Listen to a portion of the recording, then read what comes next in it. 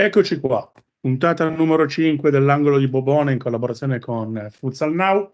Con noi quest'oggi Felipe Folador, da tutti conosciuto come Lipe. Ciao, Ciao, piacere, tutto bene? tutto benissimo mio caro, a te come stai? Bene, bene, tutto a posto. Tutto a posto? La nuova avventura Sì, come va? sì. Potevo andare meglio, però non ci lamentiamo, continuiamo a lavorare e proviamo. Fino a che la matematica ci dà la possibilità, proviamo. Su quello sono sicuro che non mancherà mai l'impegno, ma anche Esatto, perché, quella è la principale cosa che non può mancare mai. anche perché parliamo di uno che comunque ha vinto solo 4 campionati in Italia, no? Eh, Giusto per ricordarci un attimino del tuo passato, quindi la tua sì, professionalità è fuori da ogni dubbio che ci sia sempre stata, no? Visto i tuoi sì, sì, no. trascorsi.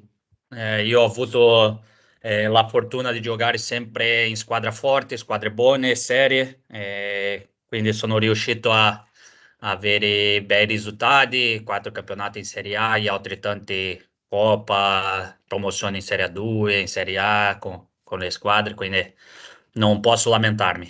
Mm.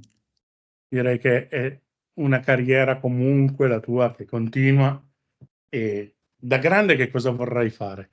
Perché siamo Eh, ancora giovani e ti vogliamo ancora vedere per tanti anni, però sai, sì, io secondo futuro. me già purtroppo sta arrivando già un po' alla fine, già un po' più di dolori che quando ero giovane, però fino a che il corpo riesce a fare quello che la testa manda, continuiamo a giocare, provare a aiutare i giovani, aiutare le squadre dove passo, quindi fino, come ho detto, che il corpo regge, portiamo avanti. Poi quando smetterò di giocare ancora non lo so.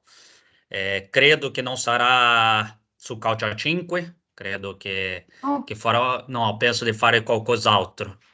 È Ah, un po' più tranquillo. Il calcio a 5 è bello, però serve tanto, serve tanto impegno, tante cose. Penso di fare altro. Non lo so ancora, non ho deciso, ancora non ho pensato, però vediamo. No, vabbè, non dirò che non continuerò, però penso di no.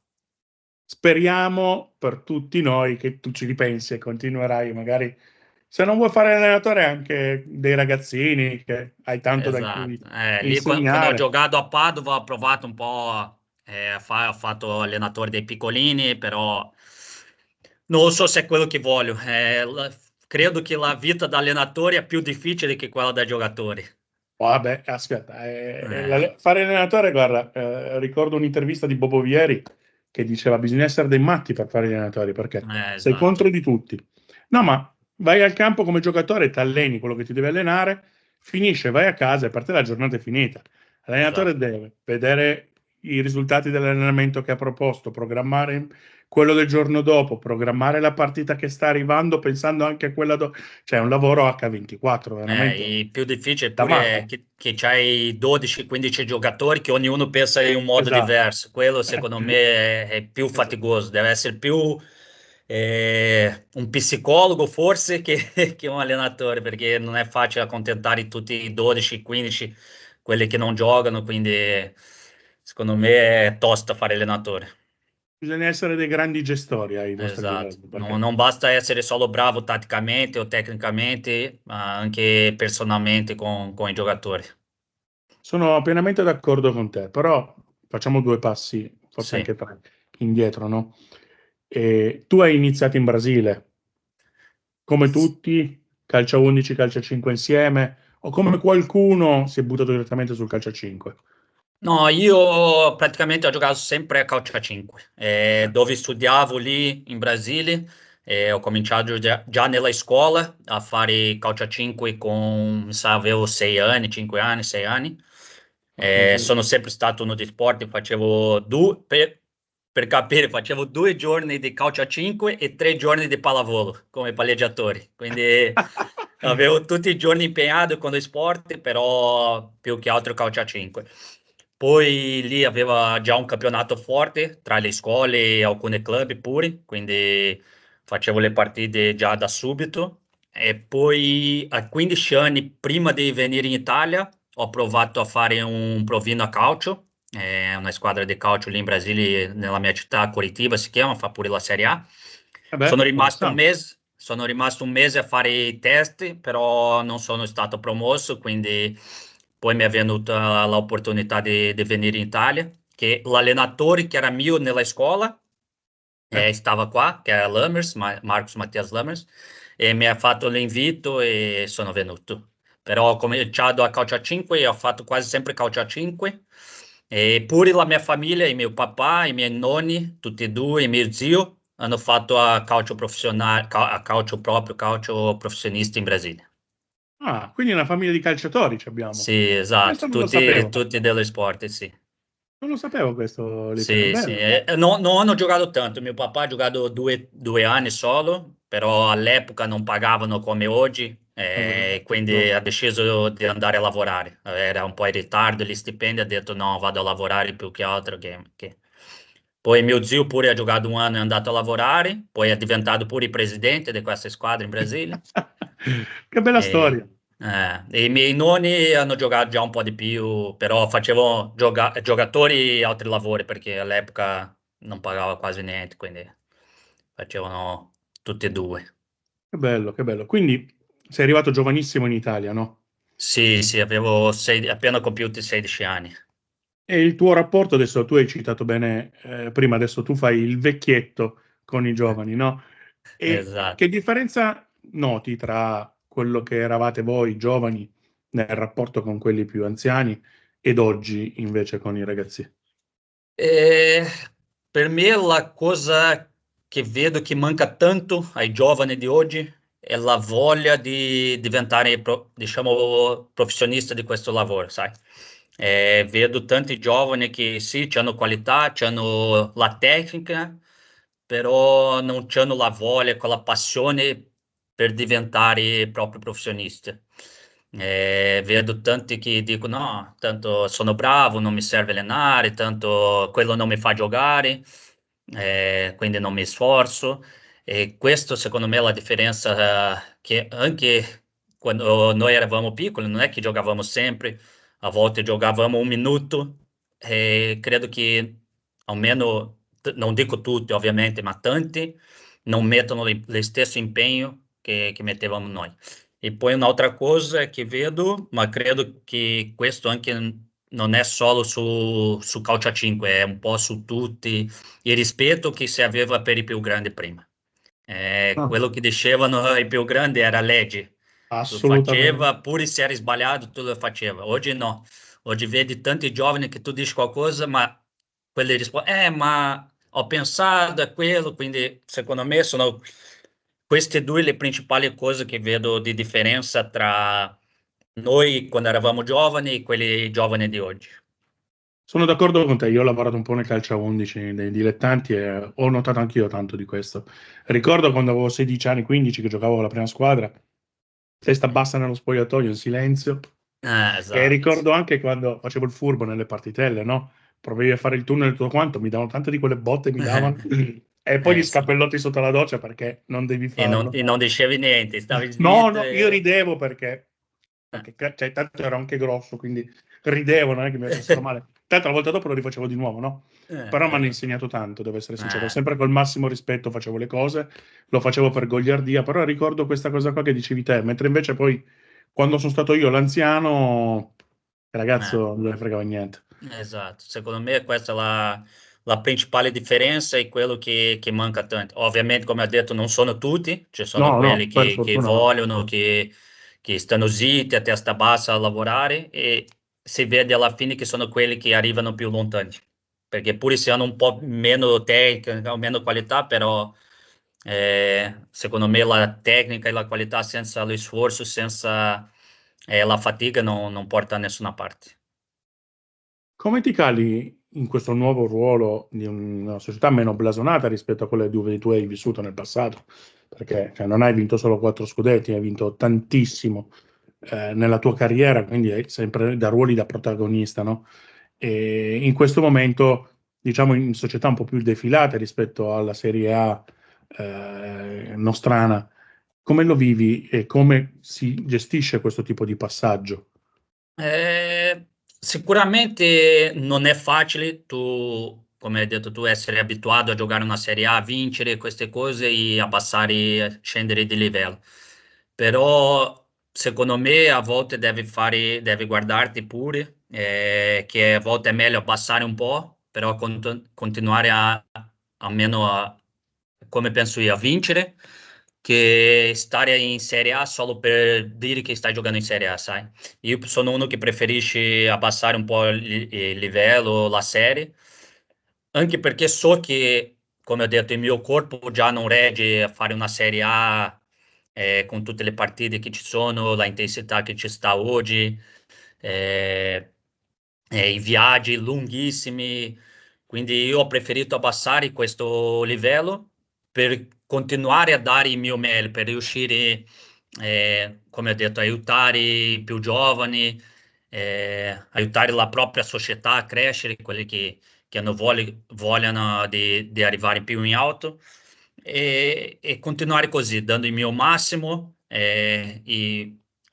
Come ho detto, uno deve sapere quando deve scendere e sapere i limiti che ci sono anche per l'età, per le cose che hai avuto come infortuni e queste cose.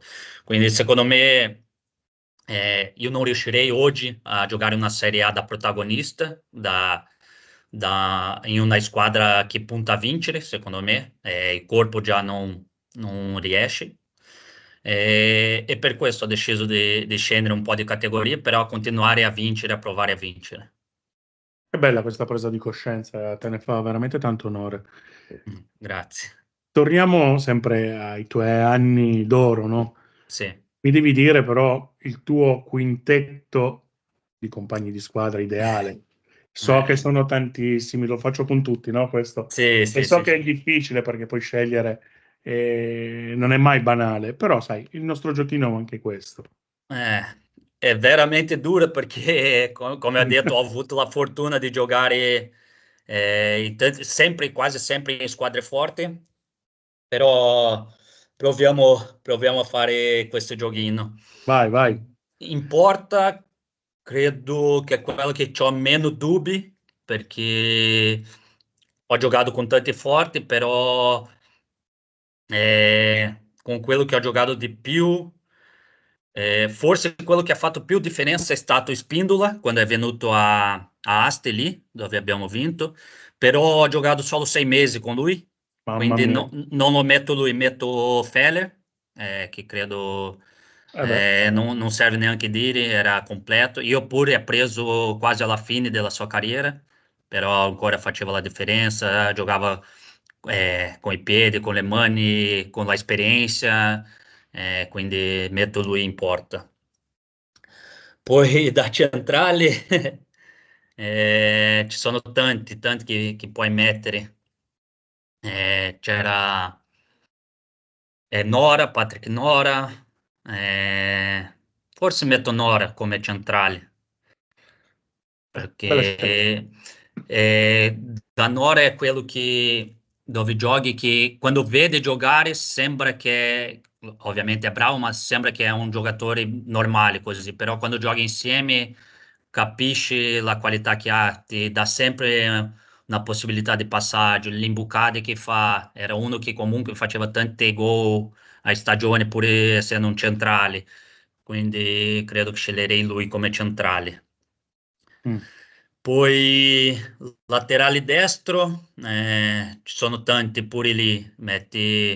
C'è Ramon che l'anno lì che abbiamo vinto con l'Asti ha fatto un campionato, per me forse il migliore campionato della sua carriera. Poi c'era Jonas, c'era Mm. Duarte, che sono giocatori che non c'è neanche. Neanche a Poi dirlo. esatto, Calderoli che io ho cominciato con lui a Terni praticamente quando aveva 18 anni, quindi già da subito mi ha impressionato perché ha fatto vincere anche un campionato quasi da solo lì, under 18 con i Terni, il primo che abbiamo vinto.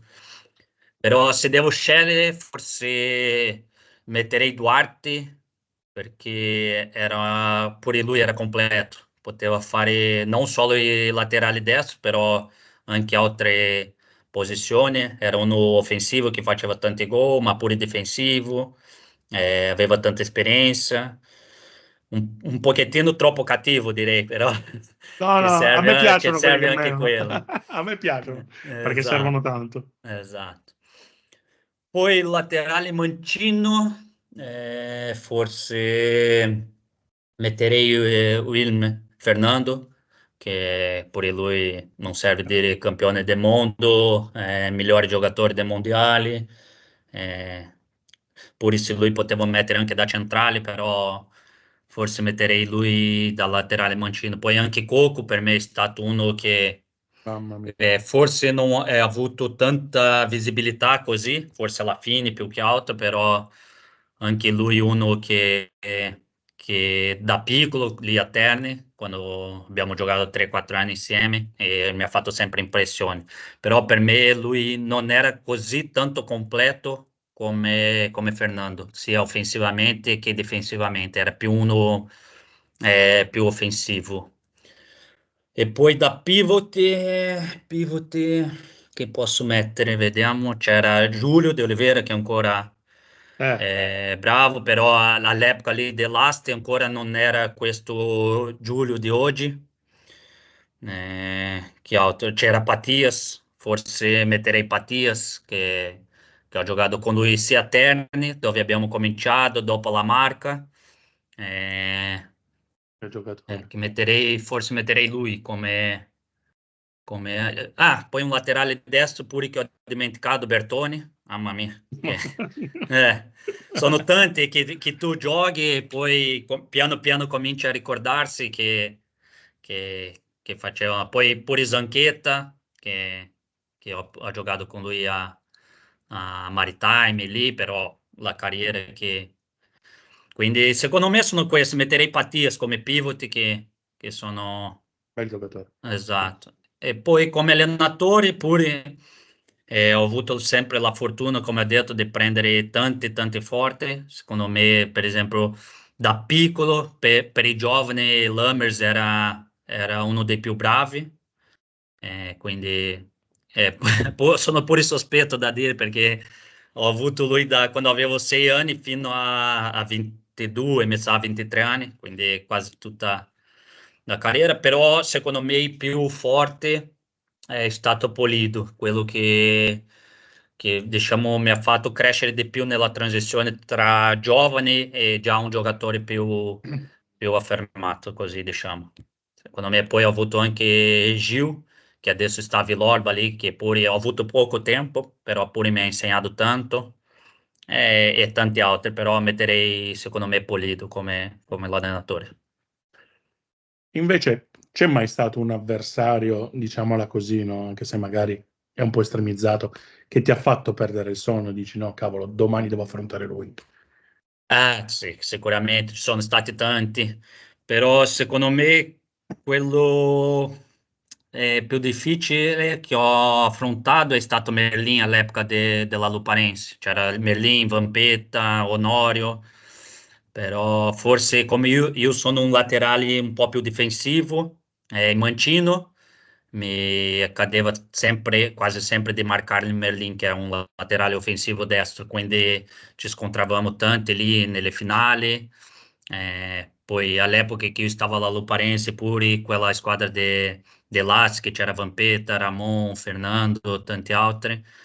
Quindi, però metterei Merlin, secondo me, quello più difficile.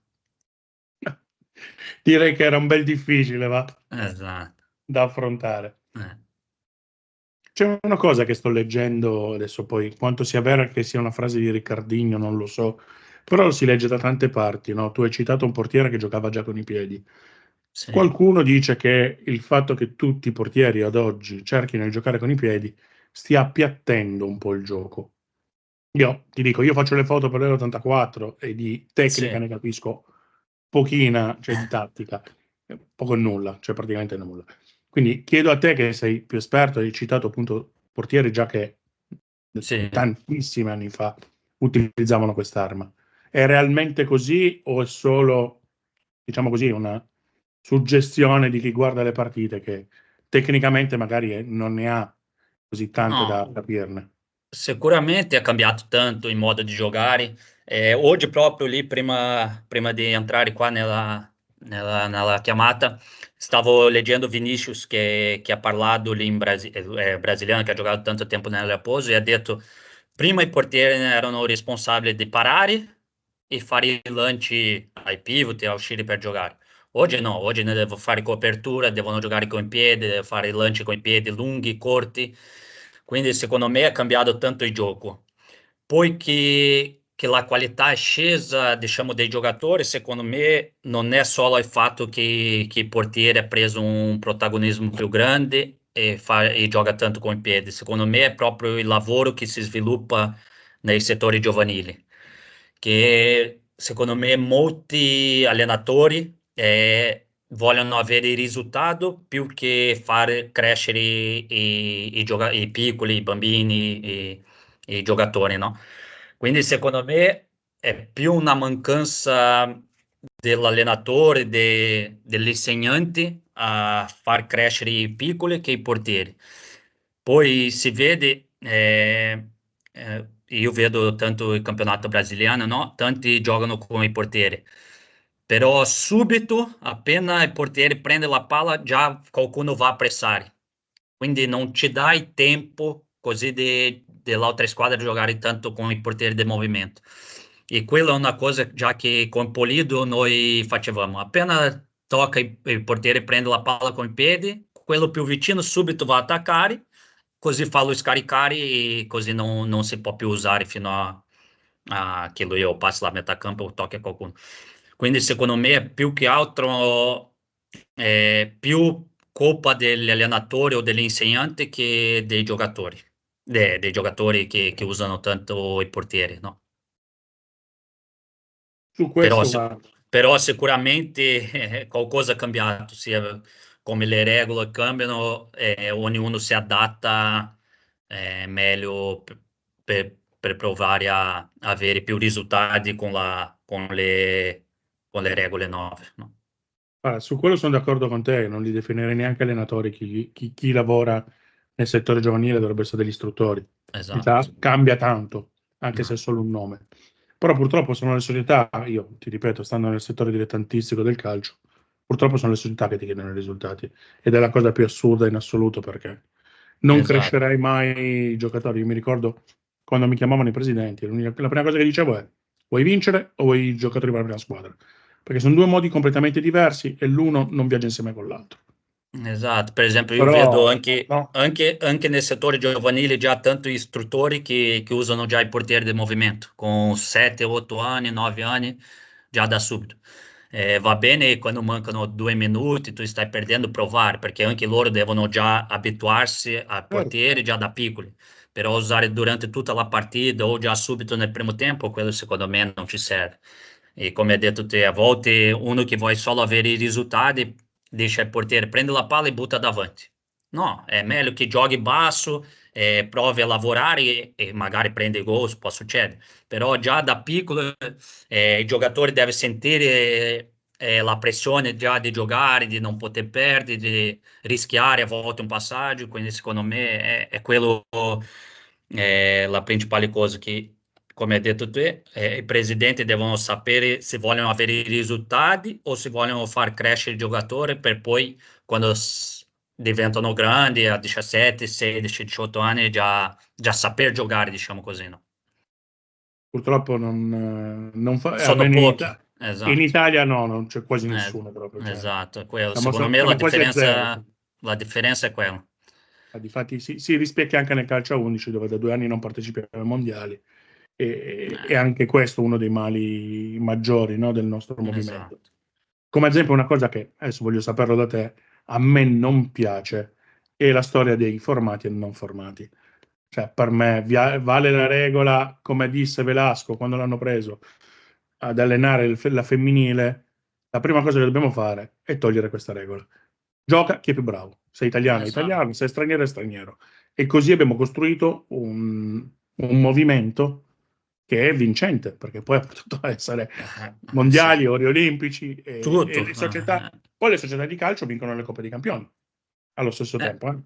esatto, io secondo me questa regola già a me io non sono d'accordo perché come ho detto te, secondo me devono giocare i più bravi. Anche perché io capisco che hanno messo questa regola perché prima giocavano diciamo solo i brasiliani, no? Tra virgolette, perché in teoria siamo sia italiani che brasiliani. Però la differenza che vedo è che prima, quando sono arrivato anche io, se arrivavano, che ne so, 1.000 brasiliani, brasiliani, argentini, paraguaiani, dico brasiliani ma stranieri, no? All'anno forse. Oggi non arrivano così. Oggi se arrivano 5-6 sono tanti, quindi secondo me questa regola non c'è proprio senso perché eh, pure è una cosa naturale che veniva a succedere pure se non mettevano questa regola. E poi se vogliono proprio fare questa regola, secondo me devono fare della 2 in giù, perché se la Serie A tu limiti, il livello si abbassa, perché è quello che Eh. dico, se tu ti alleni con gente più forte di te, cresci anche te. Se ti alleni con gente più scarsa, abbassi il livello anche te. Quindi secondo me è una regola che non c'è tanto senso. Capisco perché hanno fatto, però secondo me succedeva naturale senza la regola che più italiani nati in Italia diventassero bravi come è successo. Perché Musumeci è diventato uno dei più forti, Esatto. Arrivavo là eh, però. quindi secondo me la regola non serve. E è successo pure proprio perché si è allenato con gente forte, con Tormena, con Boccão, con Gianluca e con tanti altri. Quindi capisco, come ho detto, capisco perché hanno fatto, però io non sono d'accordo. Abbiamo avuto anche tanti italiani bravi, pure quando si giocava, diciamo, con 12 brasiliani. Si prende Romano, De Luca, Ercolesi, Mamarella in porta e tanti Hanno altri. mai Quindi, mai avuto bisogno della regola loro per giocare. esatto, se è quello, se uno è bravo, secondo me con regola o D'accordo. senza regola giocherà in Serie A. Come adesso c'è Hanno- Poda, Musumeci, certo. Sgro, che è uno che ha cominciato adesso, e tanti altri, Fortini, tanti altri che Sono possono dire. completamente d'accordo con te, tornando anche a quello che tu dicevi, una volta ne arrivavano 1000, oggi ne Eh, arrivano di meno. Non ti dico il nome, ma un direttore sportivo mi ha detto una cosa molto intelligente, no? Una volta quando non c'era la regola, uno andava a pescare, ragazzini come te, 15-16 anni, tanto ne esatto. avevi già 10 di esperienza, già 10 bravi, già 10 che erano il tuo usato sicuro.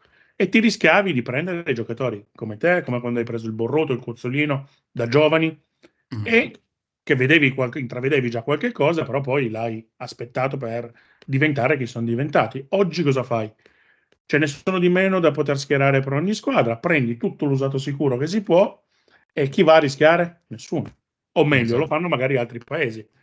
È anche più difficile anche per il proprio giocatore, no? Perché io, per esempio, quando sono arrivato ero, diciamo, il 12° giocatore, quindi entravo ogni tanto, piano piano crescevo. Certo, Oggi forse prendi uno giovane che ha le qualità, già mette subito e a volte lo bruciano subito, no? certo, certo. Quindi anche questo a volte può essere una cosa brutta per i giocatori, che vogliono, come ho detto, vogliono i risultati subito e non che cresca il giocatore. C'è un giovane che ti piace particolarmente. Eh, oggi secondo me ci sono pochi quelli che vedo proprio per questo, che lo mettono subito e lo bruciano. Per esempio, Sgro è uno che è giovanissimo, io lo vedevo anche prima quando giocavo nell'Under 21, quando stavo a Pomese lì che facevano Under 19, no? Che facevano gli scontri. È uno che sicuramente c'è tanta qualità, però secondo me un po' li hanno bruciato, perché volevano già i risultati da lui che secondo me per l'età ancora non poteva dare. Quindi lui è uno che vedo che c'è tanta qualità, che può crescere tanto e è uno giovane. Poi anche il lavoro che ha fatto la Roma lì, con i giovani già da 2 o 3 anni, sono venuti parecchio bravi, però diciamo che la Roma io non ho seguito tanto così, non ho conosciuto perché non ho giocato contro, no? Perché già stavo nelle serie minori. Poi uno che pure è molto bravo, che ho visto crescere un po' un anno, è Davide Lucacel, che sta a Padova lì. Secondo me è uno che può diventare anche tanto tanto forte. E, e secondo me sono questi. Poi, come ti ho detto anche prima, tu giocare insieme a uno vede molto di più che vederlo sulla TV, perché a volte vedi lì i 3-4 minuti che fa ogni tempo in partita, non vede le sue vere potenzialità, no? Vero, Quindi vero. è un po' più difficile, secondo me. Sono d'accordo con te, io amo la follia e Sgro, ti dico Eh, la verità, lo amo, ma sai perché cos'è che mi piace di lui? La sfacciataggine che gli vedo in campo. Lui se ha di fronte te, che hai vinto quello che hai vinto, o me, che non ci ho mai già anche giocato a calcio a 5, non gliene frega niente, se deve fare la giocata la fa. E a me esatto. quello mi fa impazzire di lui proprio. Di lui Quello è come anche una... di Pod, come anche di Esatto, Nicolini. quello è una cosa buona che diciamo non c'ha paura di chi ha davanti. Sì, Però una cosa è che deve sapere anche quando andare e quando non andare. Però questo è, come ho detto, è con il tempo, con gli altri giocatori, compagni di squadra che ti aiutano a far capire, l'allenatore ovviamente. Quindi dico lui perché è uno che ho visto lì crescere quando stavo a Pomese, lui stava alla Roma. E quindi ho visto anche giocare da vivo, ho giocato contro 1 o 2 volte pure, quindi è uno di quelli che dico. d'accordissimo. Lipe, purtroppo il tempo a nostra disposizione è scaduto. È Ah, estremamente bello chiacchierare con te, e hai tanto da raccontarci. In futuro la rifaremo, magari anche quando avrai deciso, speriamo il più tardi di mai, che cosa farai da grande. Nel frattempo ti auguro un buon proseguo di stagione e di raggiungere tutti gli obiettivi prefissati. grazie mille, grazie dell'opportunità di parlare con voi e spero che sia piaciuto a tutti e sicuramente Un faremo altre volte. Va bene? bacio grosso, Lipe. Grazie, un Bocca al abbraccio, lupo. Ciao. crepilo, ciao ciao.